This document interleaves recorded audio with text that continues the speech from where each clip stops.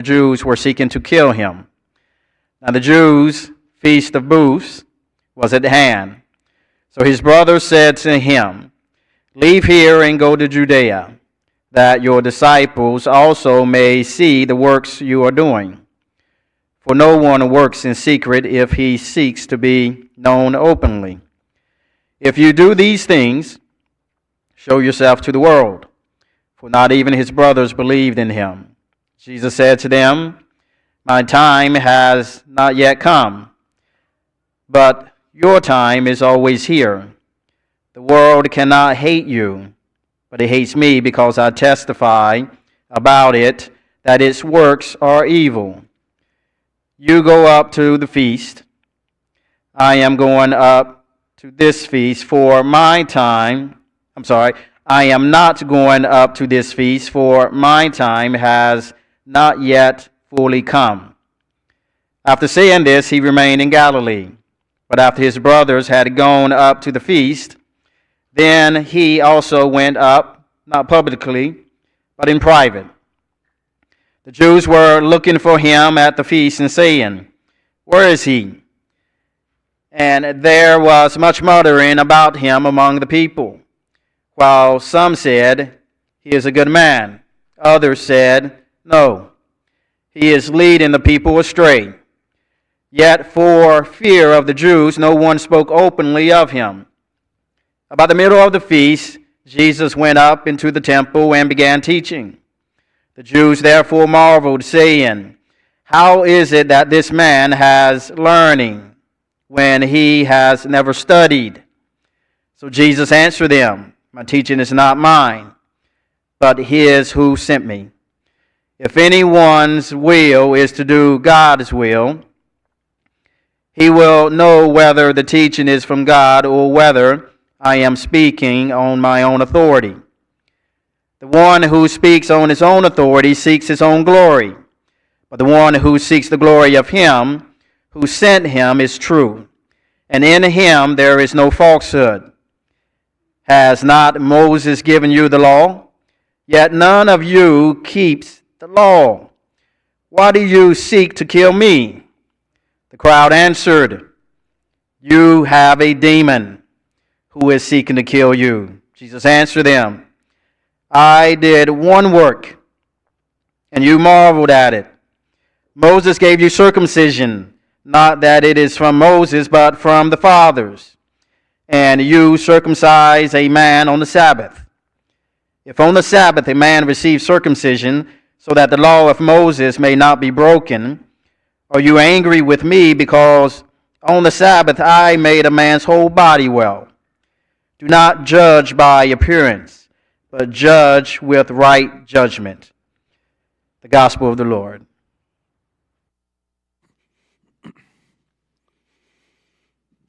All right.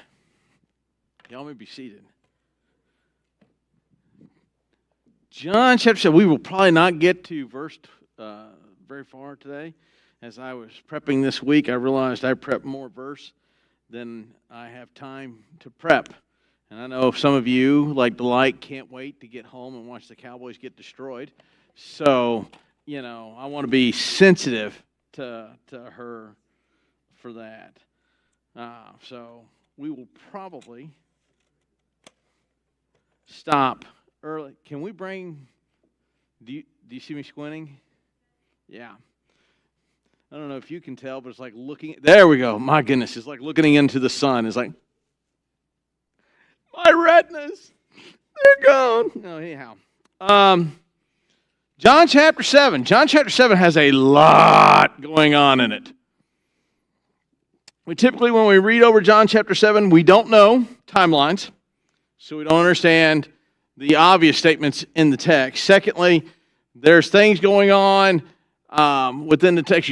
Cool thing is, for me anyway, is there's what's known as a text critical problem in the text, and it tends to make it look like Jesus is lying, and so that's going to be kind of cool to look at that. And then there's a discussion of whether or not Jesus is a rabbi within the text, and we're going to look at that because there seems to be some controversy over that with the Jews that he should know. That should tie up a good chunk of the morning this morning, which is why I'm saying we probably won't get to the the whole set of verses, which that's okay, because that just means my sermon's already written for the week, so I can sit and play video. No, I'm kidding. Anyhow, starting in John chapter 7, verse 1. After this, Jesus went to Galilee, but he would not go about in Judea, because the Jews were seeking to kill him. Now the Jews' feast of booths was at hand. So his brothers said to him, yes, he had brothers, leave here and go to Judea, that your disciples may also see the works you are doing. For no one works in secret if he seeks to be known openly. If you do these things, show yourself to the world, for not even his brothers believed him. And Jesus said to them, my time has not yet come, but your time is always here. The world cannot hate you, but it hates me, and I testify about it, that its works are evil. You go up to the feast. I'm not going up to the feast, for my time has not yet fully come. After this, he remained in Galilee. All right, so we have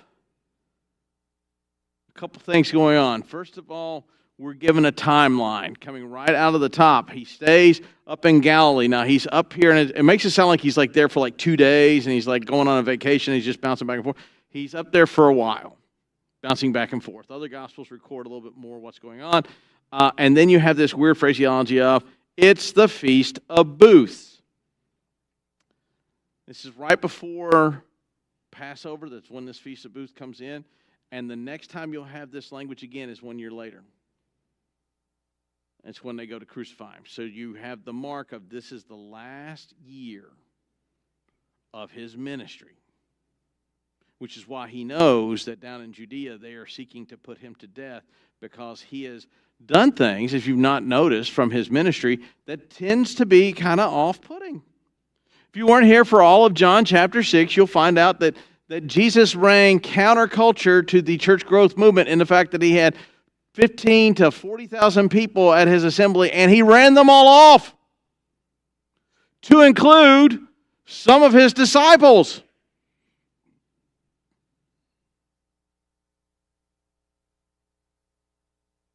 And what happens is he's going to then start this migration down to Judea, but his brothers, interestingly enough, come to him and say, leave here. Why don't you leave and go down to Judea? And notice what he says, that your disciples may see the work you're doing, for no one works in secret if he seeks to be known openly. Now, we've just finished reading, if you've been here, we've just finished all the miracles. As a matter of fact, this whole conversation and the conversation that follow is predicated on the time when Jesus heals the man who was trying to get into the pool where the angels disturbs it, and heals the man, but he does so on the Sabbath. That's what's going to start this controversy in chapter 7, and that happens in chapter 5. And so you have this large thing. And here's the thing is, the brothers go, hey, listen, anyone that wants to be known does signs in public. Well, he didn't heal the guy in private. He healed the guy publicly. Then you moves into that he feeds 15 to 40,000 people with 5 little tiny loaves, like 5 Olive Garden breadsticks and 2 little perch. He feeds a large bunch, but that's not all. He makes 12 baskets more, 1 for each. 1 in each disciple. Then his next miracle, which the crowd also figures out, is that he crosses the Sea of Galilee in the midst of a storm in the late hours of the morning to get in the boat with the apostles. These aren't miracles done in secret, yet his brothers are wanting him to go to Judea. Now, one of the implications behind the brothers wanting to go to Judea is they're still running on the matrix that he is not come to save mankind from their sins and bring in a new way of life. He has come to become the king that sits on David's throne. and runs all the people off, and those signs and wonders are to validate who he is, so the Jewish world will come with him and help him win this battle, is one of the thoughts. Leave here and go to Judea that your disciples may see the works you're doing. His disciples do see the works he's doing. Why are they wanting him to go? Well, first of all, do the brothers actually believe in what Jesus is doing? And the text tells you no. That's what it says. For no one works in secret if he seeks his be known openly. Do these things, show yourself to the world, because his brothers don't believe him. So the brothers aren't being motivated out of a concern of a religiosity or concern out of the fact of who he says he is. His brothers aren't even concerned about the fact that his birth was a bit odd for the way births usually happen, right? But no, the brothers aren't really concerned about that. The brothers are more concerned about his ascension to power. Why? Because they don't believe in who he says he is. And so this is where it leads up to the implication of a lie. And so what happens is, he says, my time has not yet come, but your time is always here. For the world cannot hate you, but it hates me because I testify about the evils of the world. The world's not going to hate you. Why? Well, you don't believe. The wicked do not go around, if you look at this scenario with Christ, are not going around trying to kill the brothers. The wicked are going around trying to kill the Christ. Why are they trying to do that? Well, one, he has upset the apple cart in the realm of the Jewish world. We'll see this here in a moment. And two, if he is who he claims he is, if he is the Son of God, if salvation comes only through him, then the world is very much aligned against that. This is what's right in Romans chapter 1. In Romans chapter 1, Paul makes it very clear that mankind has been given the revelation of who God is. It's given to us in nature. It's given to us through creation. It's given to us through all the things that God's done, but through his handiwork. And what man does is take that revelation and suppress that truth, and then worships the lie, worships the created being, worships the sky, worships animals. Man does that of his own natural accord. That's a natural inclination of the heart of man. The brothers are following suit in the same way. But notice what he says, my time has not yet come, but your time is here. And then he says, you go up to the feast. I am not going up to the feast, for my time is not yet fully come. After saying this, he remained in Galilee. And here's where the first text critical problem comes in. Some of you may have, my time has not yet, or I am not yet going up to the feast. And some of you will have, I am not going to the feast. And what's at stake here is, part of this conversation here in a moment, you're going to see that Jesus ends up going up to the feast. So how do you reconcile Jesus saying, I'm not going to the feast, and then going to the feast? Was Jesus confused about when the feast was? Was Jesus lying to his brothers? Did Jesus say, I'm not going, and then typically like your wives, like saying, well, what do you want for dinner? And you go, I don't know, what do you want? And she says, oh, you pick, I don't care. Lies! You care! Just tell us! I swear to you, when my girls graduate college, I'm opening a restaurant called I Don't Know and I Don't Care, so you know where to take your wife.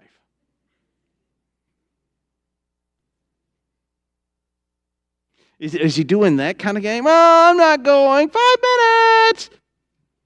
Lies. But see, that would imply that Jesus is lying. Now notice beforehand, before we get into this conversation, what their goal for his and going down to Judea is. Is it to go down and worship? Is it to go down and offer sacrifice for sin? Is it to go down and be who he claims he is? Or is it to go down in open rebellion and demonstrate his power, his abilities, and show off his talent? And his response is, my time is not yet come. This is a statement that he makes to his mom right before he does the thing she asks him to do. She asks him to make wine, or tells him about the issue of wine. He goes, my time's not yet come, and then he ends up making wine. And you have this all the way through. It's It's a statement Jesus uses. So how do you reconcile this? Because he says he's not going, but then he goes. Well, part of it has to do with how we translate our English text. This is actually one place where the King James actually nails the translation. You should have in there, it says, I am not yet going. And the yet is pivotal in that moment, because when I say I'm not going yet, what does that imply? I'm going later. That's kind of like the difference between saying not now and never, right? Every time you tell a kid no, they are always hearing not now, when you mean never. When you tell a kid, don't ask me that question again, they hear in 5 minutes. When I say it, I mean ever. Right, parents? You go along with that? And so what happens is, because of the way some of the manuscripts have worked out, and this is a discussion between major manuscripts streams, the word yet should be in there. King James actually puts it in there properly. One of the few places where it does. Your ESV does not have it, so it gives the implication that he's lying, but if you put that in there, it makes sense. He said, I'm not yet going. I'm not going to go at this moment. Doesn't mean he's not going. And notice what he says, for my time has not yet come. And so after this, he remained in Galilee. Here's the issue. But after his brother had gone up to the feast, then he also went up to the feast, not publicly, but in private. That's key. Remember that. The Jews were looking for him at the feast and were saying, where is he? And there was much muttering about him among the people, while some were saying, he's a good man. Others said, no, he's leading people astray.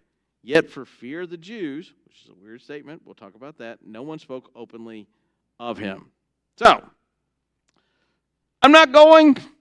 After the brothers go, he decides to go. Well, one of the reasons why we understand this is, one, he's not going yet, but he eventually goes. But then notice the phraseology that happens next. He does not go publicly, but in private. How did the brothers want him to go? They wanted him to go publicly. They wanted him to walk in and just make himself known. It's kind of like when I go to the gun store. When I go into the gun store, everyone goes, Mr. Payne! There's no privately going into the gun store for me. At all. It's like an episode of Cheers. You can walk in, it's Norm! When I walk in, it's Mr. Payne. What? Well, I spend a lot of time in the gun store. There, I said it. So my opinion, you go to the gun store, I would have to change my hair and I'd have to change a lot of things. He goes privately. Not the same way his brothers wanted him to go. And so that also helps you figure out why he goes later. Because his brother's agenda would become the issue. So he lets them go, and then he goes in privately. Why? Well, several things. Knowing that the Jews were wanting to kill him, and knowing that his brothers were wanting him to go and be spectacular in his announcement of who he is, those two things are going to clash. And his time for his death is not yet come. It is a year from this point before it happens. You see how that works within the text. The Jews were looking for him. And there was much muttering about him amongst the people. See, even Jesus had his detractors. Thinking about everybody's like, oh man, if Jesus was pastor of the church, things would be great. No, I'd find something to complain about him about too. So, here he is, they're muttering. But notice what it says. Some would say he's a good man. And others say he's leading people astray. Now, why would he say he's a good man? Again, you think about why he would say he's a good man. Well, one of the things that he's done that is good is he's healed people. Right? That's be a good thing. If you can't walk and now you can, that's a good thing, right? If you were at that party in Canaan and he made the best wine there, you might go, that's a good thing. If you're a teetotaler, you go, oh, that is so bad. He is causing people to drink and sin. We'll have a discussion on that later. And so you have both camps there. But then you have this weird phraseology, for the fear of the Jews, no one spoke openly of him. Aren't they all Jews? I mean, that's an odd phraseology. Aren't they all Jews? His brothers are certainly Jewish. Joseph and Mary, they're both Jews. They had kids. They're Jewish. They're there. The people that are talking are Jews. So what do you mean by because of the Jews? Well, in this culture, when they use this phraseology amongst the Jews about other Jews, they're talking about whom? Anyone? Anyone? Bueller. The ruling party. They're talking about the Pharisees, Sadducees, and the scribes. They're talking about the Sanhedrin Council.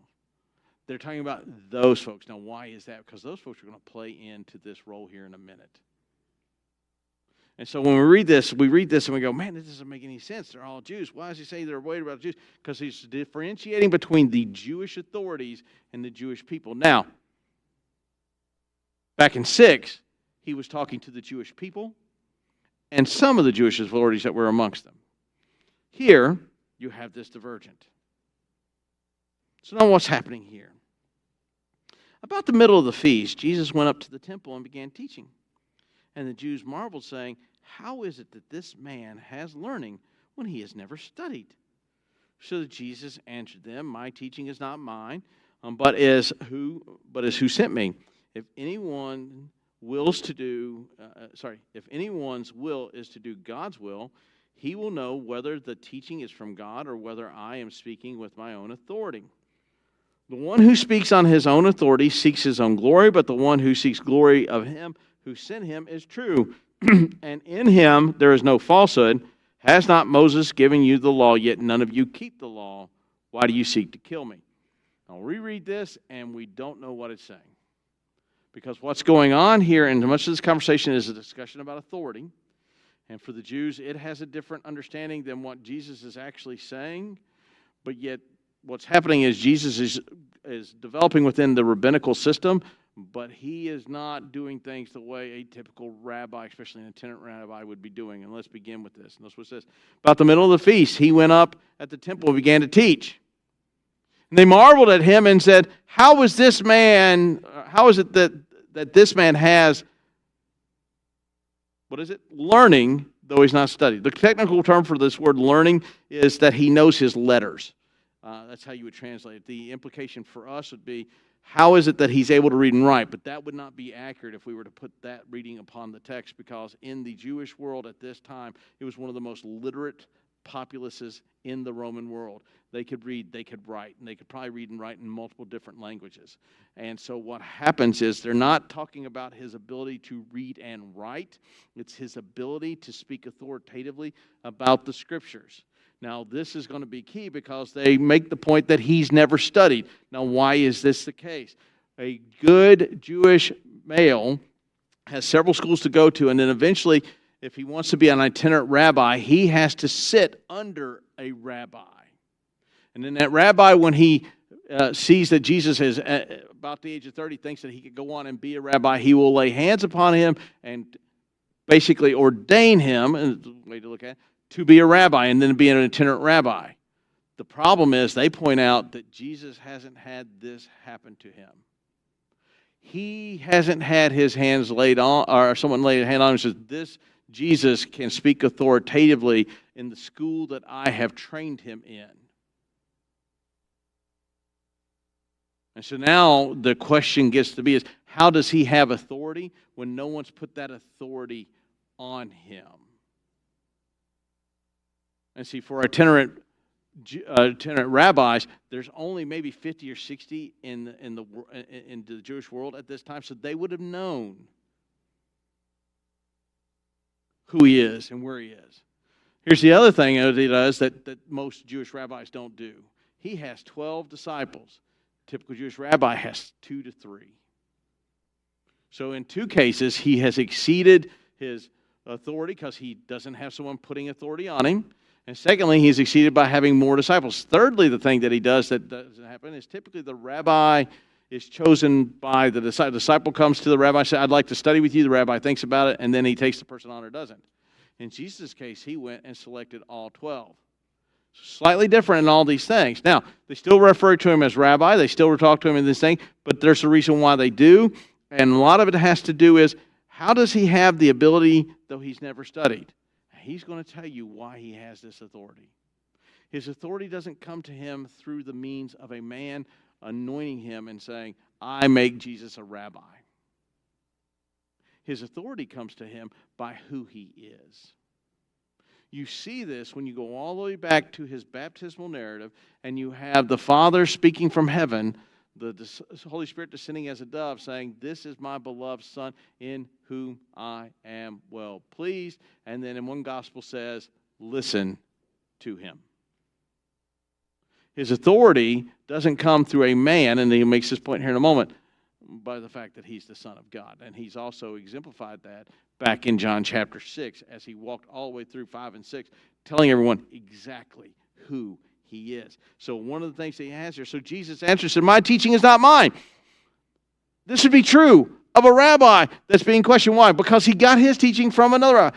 My education is a culmination of all of my teachers pouring into me throughout the years of seminary that I've been training. Why? Because it's not simply my teaching, it's the efforts of those men. And when you go and read certain books, you gravitate towards certain individuals. And so some of the things that I'm saying, while it sounds like it's coming from me, it's actually probably sourced to a couple of commentaries or a couple of theology books.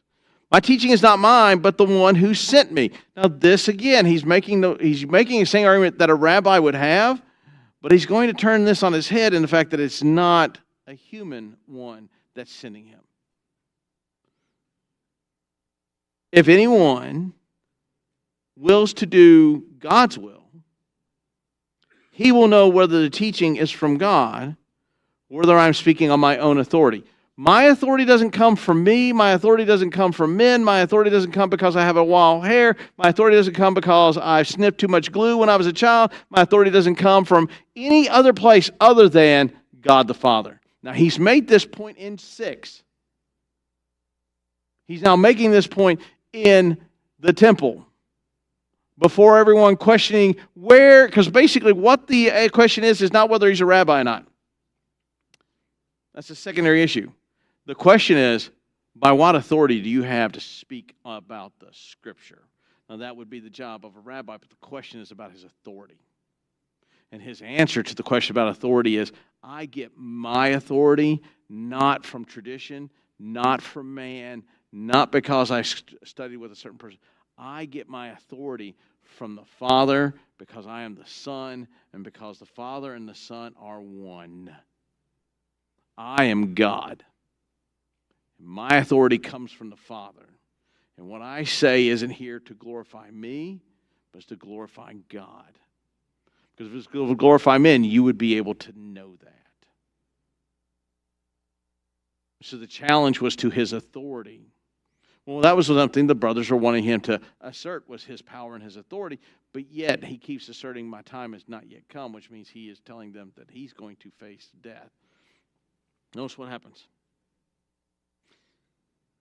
Whether I am speaking on my own authority or not, the one who speaks on his own authority seeks his own glory. But the one who seeks the glory of him who sent him is true, and in him there is no falsehood. One who speaks on his own behalf, one who speaks on his own glory, one who speaks upon the authority that he says in and of himself is here to exemplify and glorify himself. And you can see this in the Christian world today when you have celebrity pastors and you have a lot of folks. They'll say things when you go back to the text, they go, that's not what the Bible says. My purpose is salvation of mankind, and that end result of that is that I glorify the Father, him who sent me. And in him, that would be the Father and me, there is no falsehood. Has not Moses given you the law? Yet none of you keep the law. Why do you seek to kill me? Now, what does he mean? Well, the answer is in the last clause. Why do you seek to kill me? For you to have thoughts of murdering someone, what must you have? Before you can kill someone, you must have the... If I was going to shoot the light, I must have what beforehand? Must have the thought. Must enter my mind. Jesus has a teaching about this. If you look at your brother, or you look at your neighbor and lust, you've committed adultery in your heart. If you say, Raka, you fool, you've committed murder. The implication is the thought precedes the action. Moses gave you the law. Moses told you that you shall not kill. Yet, I've known before I came down here, and I knew beforehand, long beforehand, your end state is my death. Yet, all of you scholars of the law claim you keep the law. See, what he's pulling up is the ethical code of the laws of God, not simply the letter of the laws of God. A lot of times we look at the actual wording, and we do this. Mom and dad say, don't touch your brother. Not that I and my brother ever did this. Don't touch your brother. You know what's coming next. 2 fingers. I'm not touching you. I'm not touching you. I'm not touching you. What is the next thing out of my brother's mouth? Mom! Ashley won't stop touching. I didn't touch you, Mom. I'm not touching you. I'm not touching you. Am I obeying the letter of the law? Yes, I am. Am I obeying the spirit of the law? No. The whooping I got afterwards can identify that. We look at the laws that God gives us and we go, hey, I followed the exact letter. And this is what the Jews were famous for. They could follow the exact letter of the law, but yet the intent of the law was something they were common to break. That's why Jesus calls them out repeatedly for this. You know what the law is. And here's the thing is, they're all rabbis. When he addresses the Jews, they're all rabbis in some varying form or not. They may not be the itinerant rabbi that Jesus is, but they are all rabbis. Why? Because scribes were rabbis. They were all rabbis. So they know. It's not that they had an idea what the law was. They know the law. They know it well. And they know what do not murder means.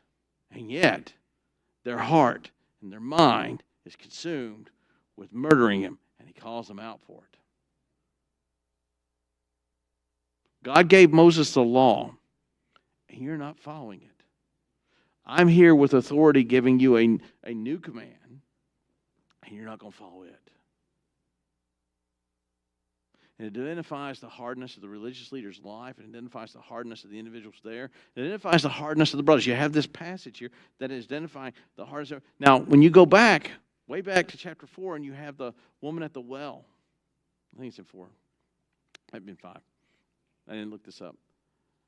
The Samaritan people that were the dogs of the Jewish world received Jesus' teaching with great pleasure. When you come forward from there, every encounter he has with the Jews, they have a hardness of heart towards the things that God has said, the things that Jesus is saying, even to this point. We may actually get through this. Oh, look at that. Let's see, what time is it? Oh, yeah, I got 15 minutes. Look at that. I could quit early, but I'm not. The crowd answered, "You have a demon. Who is seeking to kill you?" And Jesus answered them, "I did one work, and you all marveled at it. Moses gives you circumcision. Whew, those are not the same words. Circumcision. That is not that it is from Moses, but it's from the fathers. And you circumcise a man on the Sabbath. And on the Sabbath a man receives circumcision, so that the law of Moses may not be broken. Are you angry with me because on the Sabbath I made a man's body well? Do not judge by appearance, but judge with right judgment." Now, what is he saying? He's picking up with this. Now, the first thing is he has a demon. We see language like this over in Mark. He's able to cast out all these things or work these miracles by the fact that he has a demon. And then Jesus makes a point is, light cannot have fellowship with the darkness. I cannot be indwell with a demon and yet do things in God's name. And one of the things that he makes clear in the book of Mark is that when you associate the things of God and the miracles of God with that of demon activity, you blaspheme. And that is typically the sin that you can't be forgiven of. Why? You've assigned God's behavior to that of the devil. They notice that his behavior is, you have a demon. And that demon is seeking to kill you. Well, it's a great, clever way of hiding up the fact that you are trying to kill me. And then notice what he said. I did one work. This goes back to when he heals the man who's trying to get in the pool of Siloam and be able to walk. And Jesus says, pick up your bed, arise and walk. But don't go tell anybody. Go in and told everybody. I did one work and all of you marveled at it. I heal a man on the Sabbath. And everybody is marveled at the fact I heal a man on the Sabbath. Now, Jesus should have understood the same thing most police officers. Have you ever watched a police show and they yell freeze? Do the people freeze? No, you might as well yell run. Run! Because then they'll stop. If you yell freeze, they're running. I don't know why they do it. But anyhow, don't go tell anybody. When you tell someone, don't go tell anybody, what's the first thing they're going to do? Oh, they're going to tell everybody. Yeah. Now, whatever you do, don't go tell anybody. Okay. Hey, guess what I did? But notice what happens here. I did one work you all marvel at. Moses gives you circumcision. Well, not that it's from Moses, but from your fathers. And you circumcise a man on the Sabbath day. If on the Sabbath a man receives circumcision, if on the Sabbath a man receives circumcision, so the law of Moses may not be broken. Now he's making a very interesting point. You have to understand, if you don't understand the concept of circumcision, it's typically something done only to males, and usually the male is all in on this because they're going to remove something from the male. Kids, if you want to know, ask your parents at lunch. It would be a great conversation. But they're going to remove something from the male. And this is going to be the argument. You're willing to keep the law of Moses, that law that you hold, that you can't break, yet you've already broken it, trying to figure out a way to kill me. That law, the law that says do not murder, and yet you're plotting my death and have been plotting my death long before I came here. That law, you would rather uphold this law where you're actually going to remove a piece of skin and you're angry. Here's the converse of the argument, the counter distinction. You're angry I restored a man back to his health. I put back into a man what he had lost. You'll circumcise on a Sabbath day, removing something from a man. Do you see the irony of that? Do you see the hypocrisy of that? You, the lawbreaker of Moses' law, who are threatening and plotting to kill me, are so strict that you'll do a circumcision which removes a man's skin from a certain organ, but yet you're very upset that I restore a man's legs. And you are all marveled at it, to the point that you would accuse me of having a demon, and to the point that you would challenge my authority. And you're okay with that. Do you see where this is going to start the walk through the rest of his life for the next year? Notice what happens. You're angry with me because I made a man's, notice what he says here, whole body well. Do you see the emphasis? And you say I made the man's body well, or I made the man well, or I healed the man's legs. I made his whole body. The Jews are removing part of the body. Now, you'll do that to keep the law of Moses, but you'll be upset. Again, this law that they're holding to is not something that comes from Moses. It comes from the fathers. It comes from their tradition. The Jews have a thing about not working on Sabbath, and yet when you go and read what they say about working on the Sabbath, there's a litany of things that you can do, and then there are things that you can't do. You can save an animal only if it's about ready to die, but you can't, like, move the animal from the barn to the corral. That would be work. What the Jews would do is if they wanted to travel to see their friend's house, they would build booths at periodic distances to where they could go to little booth to booth to booth to booth to booth to where they don't violate the rule of not working on the Sabbath while breaking the rule of not working on the Sabbath. Do you see the hypocrisy of the things? And he flatly calls them out. Now, Jesus apparently has not read the book, How to Win Friends and Influence People, because this does not help his ability with winning them over for not killing him. But that seems to be the way it goes. Notice what he says here. Do not judge by appearance, but judge with right judgment. Why does he say this? What are they judging him based upon? First of all, they challenge his authority because they say, well, you didn't have a man teach you these things. And his response is, I don't need a man to teach me these things. My authority comes from the Father. Secondly, they say you do these things based upon the work of a demon. But then he says, my work is the work of the Father, and it's designed to glorify the Father. If you do these things of your own accord, it's been known, it'll be known.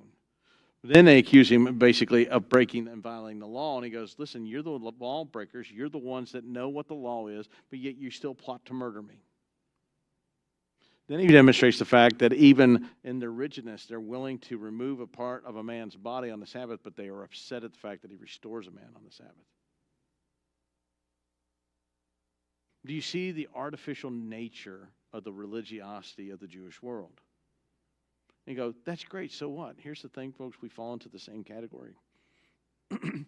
We typically use the term legalism. We have a lot of rules that are in Christianity that do not come to us from the Bible. A lot of times we have fallen into the habit of, I don't drink, I don't smoke, I don't chew, and I don't date the girls that do. Or if you're a girl, you put the guy in there. That way it's clear. And a lot of times what we do is we base our livelihood on the rules we follow, not on the person we follow. And a lot of times we judge our goodness based upon how good of things I do. And I hear this all the time. I'm currently working with a man who loves the hobby of firearms, but he was a person that believed in Christ, but now he says, I don't believe in Christ anymore, and I'm an atheist. And his whole thing is, I want to be a good man. The problem with that is he can list you all the good deeds he's done, but here's where the rubber meets the road. None of that at all will get you into glory. And none of that at all will save you. You can hold up in your hand all the great works that you have done, all the good deeds that you've done. I've done. Listen, I used this example in Sunday school this morning. I'm older than Jimmy. I have done more good works than Jimmy could ever do at this age. Why? Well, one, I kind of got an advantage. I work in ministry, so you do good deeds. And I know who Jimmy. No, I'm kidding. I'm just messing with him. It used to be if you sat on the front row, I'd pick on you, but everybody keeps moving further back. So I'm just going to start picking people and working in. But does it matter if I keep the letter of the law and violate his spirit? Jesus' answer is absolutely not. You're looking at an external, not an internal, and that's what he's saying. The appearance is worth his right judgment. We judge based upon the externals of what we see. Well, this is a good man. Well, how do you know? Well, they've done good things. We've had people that have left the congregation and people that leave other congregations, and we'll go, well, those are really good people. But if you actually knew them, you would recognize that they're pretty rancid folks.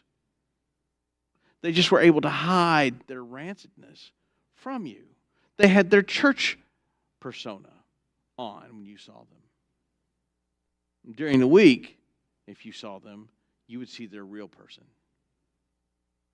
And this is how the church is developed. And so what happens is we look and we judge people based upon the exterior of their walk, not the interior of their walk with Christ.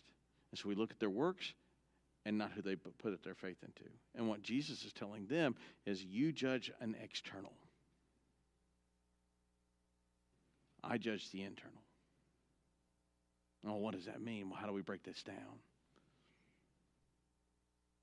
The Apostle Paul, the minute he died, was welcomed into glory by people he killed. And they were glorified that he was. We have that issue. Well, I don't think I could ever be grateful to greet the man that killed me. That's because you're thinking about the works you do and not the person you know. You're not following Jesus Christ. You're following a bunch of rules that you think will lead you to Jesus Christ. The Jews think they're following God. They're following a bunch of rules thinking they'll get to God. And Jesus is making it very clear that the external has nothing to do with what is in the internal.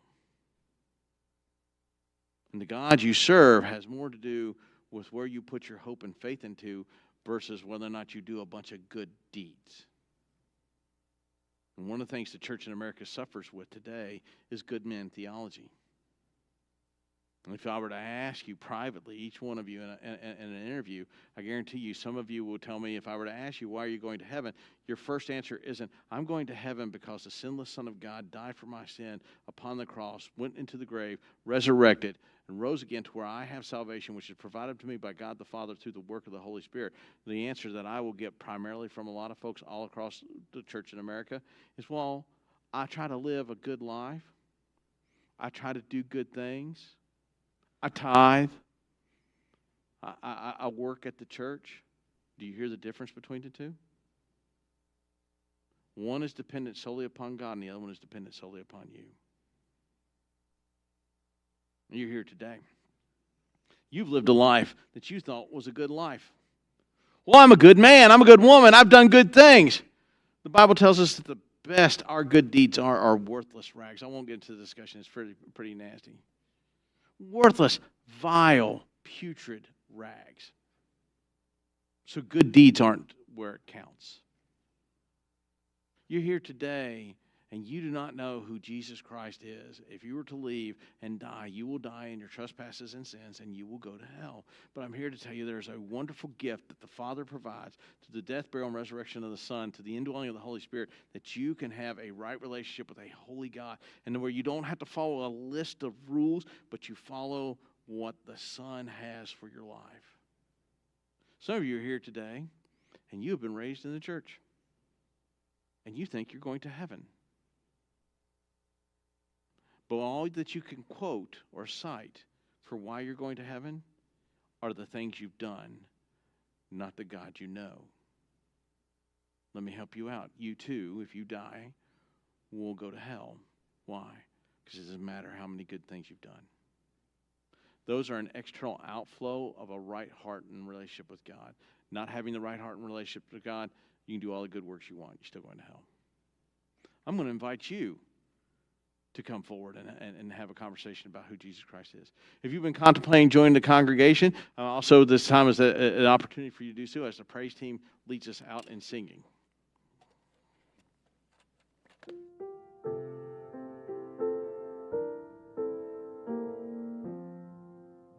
Oh, soul, are you weary and troubled? No light in the darkness you see. There's light for a look at the Savior, and life more abundant and free. Turn your eyes upon Jesus. Look full in his wonderful face, and the things of earth will grow strangely dim in the light of his glory and grace. Through death into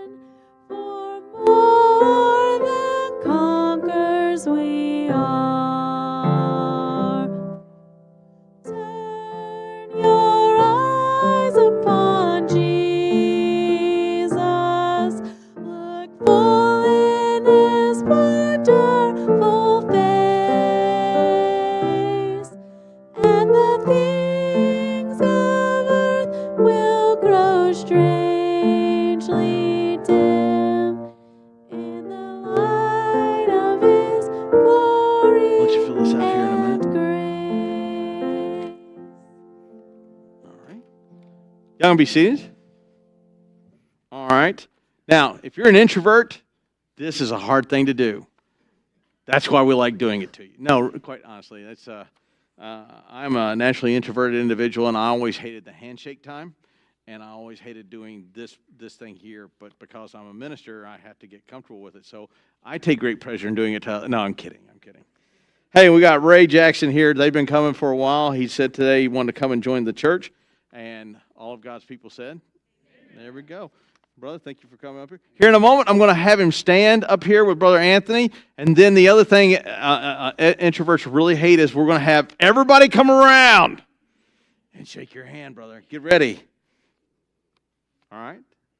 Thank you, brother. Go ahead and have a seat, and we'll go to a couple announcements. All right.